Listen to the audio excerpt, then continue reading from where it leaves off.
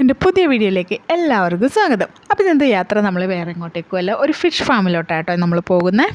അങ്ങനെ ഞങ്ങൾ പോയിക്കൊണ്ടിരിക്കുന്ന വഴിയായിട്ട് കുഞ്ഞ് ആട്ടുകുഞ്ഞിനെ കണ്ടിട്ടോ. അപ്പോൾ ഞങ്ങൾ പിള്ളേരൊക്കെ ഉള്ളത് കാരണം ജസ്റ്റ് ഒരു തീറ്റയൊക്കെ കൊടുത്ത് പിള്ളേർ ഒരു രസത്തിന് വേണ്ടി ചെയ്യുമ്പോഴത്തേക്കും അങ്ങനെ പോയിക്കൊണ്ടിരിക്കുമ്പോഴാണ് അടുത്തൊരു കാഴ്ച. നടുക്ക് നിന്നിട്ട് പുള്ളി എങ്ങനെ ഇറങ്ങിയെന്ന് ഞങ്ങൾക്ക് ഒരു പിടുത്തവും ഇല്ല.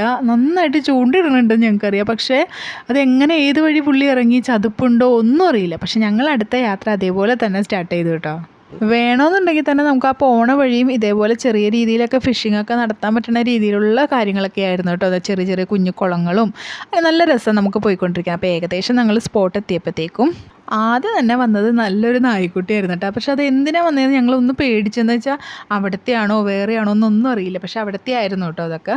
പിന്നെ നമ്മൾ ഏകദേശം സ്പോട്ട് എത്തിയപ്പോഴത്തേക്കും നല്ല അടിപൊളി ആംബിയൻസാണ്, അത് പറയാതിരിക്കാൻ പറ്റില്ല. നിറയെ ആമ്പലും പിന്നെ എന്തോ ഒരു സ്പേസിലാണെന്നറിയോ ഒരു ഫിഷ് ഫാം നടത്തിയേക്കുന്നത്. അത്യാവശ്യം ഈ ഫാമിൻ്റെയൊക്കെ ഒരു നടുഭാഗത്തായിട്ടാണ് അവർ ഈ ഒരു ഫിഷിൻ്റെ കാര്യങ്ങളൊക്കെ നടത്തിയേക്കണത്. അപ്പോൾ അത് കൂടാണ്ട് അവർ കോൺക്രീറ്റ് ആയിട്ട് ഒരു രീതിയിലൊരു കുളം പോലെ ഉണ്ടാക്കിയിട്ടുണ്ട്. അപ്പോൾ നമ്മൾ ഈ ഒരു ചേട്ടൻ അവിടെ ഉണ്ട്, അവിടുത്തെ പുള്ളി എല്ലാ കാര്യങ്ങളും നമ്മുടെ നോക്കി നടത്തുന്നതാണ്. ആ ഫിഷിൻ്റെയും എല്ലാ കാര്യങ്ങളും ആ ഫാം മൊത്തം നോക്കുന്നത്. അപ്പോൾ ഏകദേശം നമ്മൾ എത്തിയ ടൈമും അതിന് ഫുഡ് ഫീഡ് ചെയ്യേണ്ട സമയമായത് കാരണം ആ ചേട്ടൻ പറഞ്ഞു ഓക്കെ നമുക്കെന്നാൽ ഫുഡ് കൊടുക്കാമെന്ന് പറഞ്ഞു. അതേപോലെ തന്നെ ആ പുള്ളി ഫുഡിൻ്റെ വെറൈറ്റി ആയിട്ട് പറഞ്ഞത് എന്നാന്ന് വെച്ചാൽ 3 ടൈപ്പാണ് പറഞ്ഞതെന്ന് വെച്ചാൽ നമ്പർ 3, നമ്പർ 4, നമ്പർ 0.6 എന്നൊക്കെയാണ് പറഞ്ഞത്. പക്ഷേ എനിക്ക് വലിയ പിടുത്തം കിട്ടിയില്ല. പക്ഷേ ഏകദേശം ഫിഷ് വളർത്തുന്ന ആൾക്കാർക്കൊക്കെ മനസ്സിലാവും അതെന്താണെന്നുള്ളത്.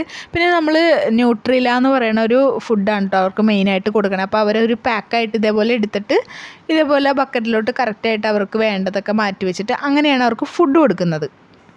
ഏകദേശം ആ ഒരു മീനിനെ അവർ 6 മാസത്തിൽ കൂടുതൽ ഇടാറില്ല. അത് കഴിയുമ്പോഴത്തേക്ക് അവരതെടുത്ത് വിൽക്കാറാണ് ചെയ്യാറ്. അപ്പോൾ ഇവർ എന്തിനാ ഇത്രയും നല്ല രീതിയിൽ ഫുഡ് കൊടുക്കണമെന്ന് വെച്ചാൽ അപ്പോൾ ഏകദേശം ഒരു 6 മാസം ആകുമ്പോഴത്തേക്ക് ആ എല്ലാ മീനുകളും നല്ല പൂർണ്ണ വളർച്ചയിൽ എത്തിയിട്ടുണ്ടാവും. അപ്പോൾ ഈ കാണിക്കണതെന്ന് പറഞ്ഞു കഴിഞ്ഞാൽ നമ്പർ 4 ആണ്. അപ്പോൾ ഇതിനാണെങ്കിൽ ഭയങ്കര സ്മെല്ലാണ്. അത്രയും തന്നെ അതിന് പ്രോട്ടീൻ റിച്ചും ആയതുകൊണ്ടാണ് ആ ഒരു മീൻ ഒരു 6 മാസം ആകുമ്പോഴത്തേക്കും അത്രയും പൂർണ്ണ വളർച്ചയിൽ എത്താൻ കാരണം. അപ്പോൾ നമ്മൾ നേരെ ആ ഒരു ഫാമിൻ്റെ ആ രീതിയിലോട്ട് നമുക്ക് ഫുഡ് കൊടുക്കാൻ വേണ്ടിയിട്ടാണ് പോകുന്നത് കേട്ടോ. അപ്പോൾ പോണ സ്ഥലത്തെന്ന് പറഞ്ഞു കഴിഞ്ഞാൽ അങ്ങ് നടുഭാഗത്തായിട്ടാണ് അവരൊരു ചെങ്ങാടം പോലെയാണ് കേട്ടോ കെട്ടിയിട്ടേക്കണത്. അപ്പോൾ അവിടെ എന്ന് പറഞ്ഞാൽ നമ്മൾ സൂക്ഷിച്ച് കയറാന്ന് വെച്ചാൽ അങ്ങോട്ടും ഇങ്ങോട്ടും അതിങ്ങനെ കിടന്ന് ചായും. എന്നുവെച്ചാൽ അതിൻ്റെ കെട്ടടിച്ച് കഴിഞ്ഞാൽ നമുക്ക് ഏകദേശം നമുക്ക് എല്ലായിടത്തോട്ടും അത് മൂവ് ചെയ്യേണ്ട രീതിയിലാണ് അവർ ചെയ്തേക്കണേ. അപ്പം ഇതിൻ്റെ ഉള്ളിൽ ഞാനും ആ ചേട്ടനും മാത്രമേ കയറിയുള്ളൂ കേട്ടോ. മെയിനായിട്ട് എന്താണെന്ന് വെച്ചാൽ ഇത് സൂക്ഷിച്ച് കയറിയില്ലെങ്കിൽ ഇത് അങ്ങോട്ടും ഇങ്ങോട്ടും കിടന്ന് ചായണ കാരണം. അപ്പോൾ നമ്മൾ ഫിഷിന് തീറ്റ കൊടുക്കുന്ന സമയത്ത് അതെങ്ങനെയായിട്ട് അത് സെൻസ് ചെയ്യണേന്ന് ചോദിച്ചപ്പോൾ ആ ചേട്ടൻ പറഞ്ഞ കാര്യം എന്താണെന്ന് വെച്ചാൽ ഈ തീറ്റയൊക്കെ ഇടുമ്പോഴത്തേക്കും ഞാൻ പറഞ്ഞല്ലോ നേരത്തെ ആ തീറ്റയ്ക്കൊക്കെ ഒരുപാട് സ്മെല്ലും കാര്യങ്ങളൊക്കെയാണ്. അപ്പോൾ അവർ ആ ഒരു തീറ്റയുടെ സ്മെല്ലും കാര്യങ്ങളൊക്കെ വരുമ്പോഴത്തേക്കും ഇതെല്ലാ കൂട്ടത്തിൽ നിന്നും കൂടി ജോയിൻ ചെയ്ത് എല്ലാം കൂടി അവിടെ വന്നിട്ട് അങ്ങ് കിടന്ന് തീറ്റ കഴിക്കുക. പക്ഷേ ആ അറ്റത്തെ കോർണറിലോട്ടൊന്നും അത് ചിലപ്പോൾ എത്തിയെന്ന് വരില്ല. അപ്പോൾ അങ്ങനെ വന്ന സാഹചര്യത്തിൽ മാത്രം ആ ചേട്ടൻ അങ്ങ് അറ്റത്ത് കൊണ്ടുപോയിട്ട് കുറച്ച് പേർക്ക് മാത്രം ഇട്ട് കൊടുക്കും. പക്ഷേ ഓൾമോസ്റ്റ് എല്ലാ മീനിനും ഇവിടെ വന്ന് കഴിച്ചിരിക്കും എന്നാണ് ആ ചേട്ടൻ പറയുന്നത്. അപ്പം ഞാനത് ജസ്റ്റ് ഒന്ന് സൂം ചെയ്ത് നോക്കാമല്ലോ എന്ന് കരുതി വെച്ചാൽ എനിക്ക് വീഡിയോ എടുക്കണ കാരണം എനിക്ക് കാണാൻ പറ്റാത്ത കാരണം ഞാൻ ഒന്ന് സൂം ചെയ്ത്. പക്ഷേ ഞാൻ സൂം ചെയ്തിട്ട് എന്ത് കിട്ടിയെന്നുള്ളത് ഞാൻ നിങ്ങൾക്ക് കാണിച്ചു തരാം. വെച്ചാൽ ഓരോ മീനുകളും എത്രയോ മീനുകൾ വന്നിട്ടാണെന്ന് അറിയോ കൊത്തി കഴിക്കണേ. ഇപ്പം നിങ്ങൾക്ക് കാണാൻ പറ്റുമായിരിക്കും, ശ്രദ്ധിച്ച് നോക്കിയാൽ നിറയെ മീനുകൾ അതിൻ്റെ ഉള്ളിൽ.